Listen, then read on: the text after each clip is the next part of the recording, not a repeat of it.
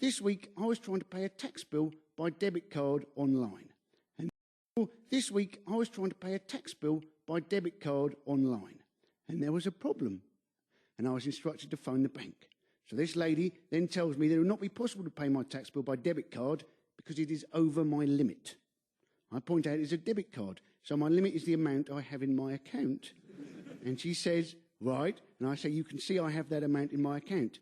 And she tells me, Mr. Parsons, there are limits in place for debit cards to prevent fraud.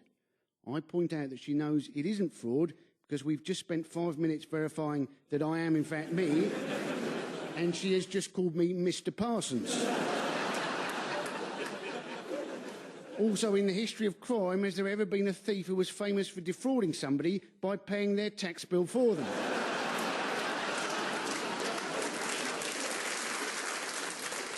She said she was sorry, but that I would have to pay in instalments. So I said, oh, so you're happy to be defrauded, but just over a period of days.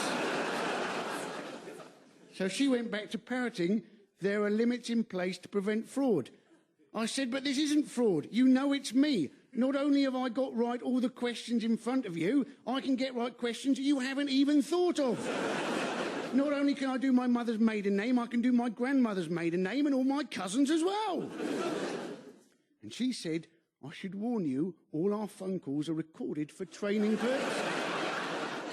And I said, well, I don't think they'll be using this one, because if they do, they'll learn sod all.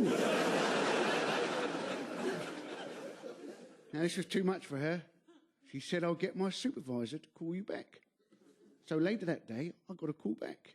I said, hello, and this bloke says, hello. Now, I'm just going to have to ask you some security details to check who you are. And I said, but you phoned me up. I should be the one asking you some security details. Surely you already have quite a strong security detail about me, in that you phoned my home number and I was expecting your call. Who do you think I am?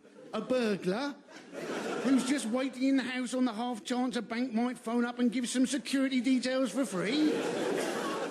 Because, of course, all burglars would answer the phone. You've broken into a house, the phone rings. Oh, you're not going to let it go to answer phone whilst you stuff jewellery into your pocket. No, you'll pick it up and start trying to impersonate the homeowner, regardless of the fact you haven't got a clue who the homeowner is or who might be on the end of the phone. He said, I'm sorry. Is there anything else I can help you with? I said, given your past form, that seems unlikely. But please keep talking. I have a feeling I may be able to get a routine out of this.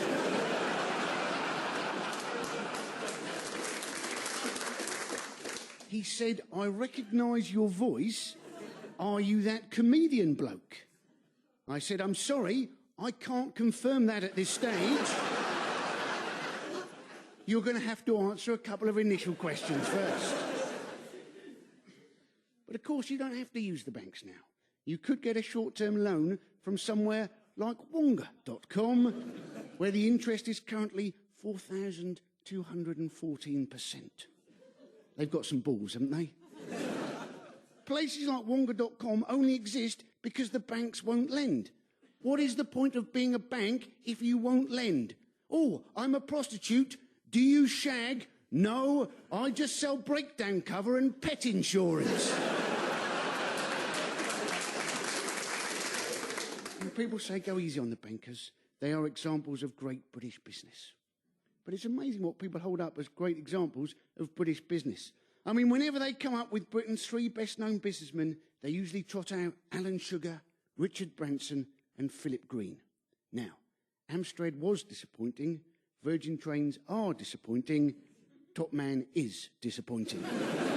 If you followed our 3 best businessmen, there's a fair chance you'd be using a computer that didn't work on a train standing still, looking like a prize arse.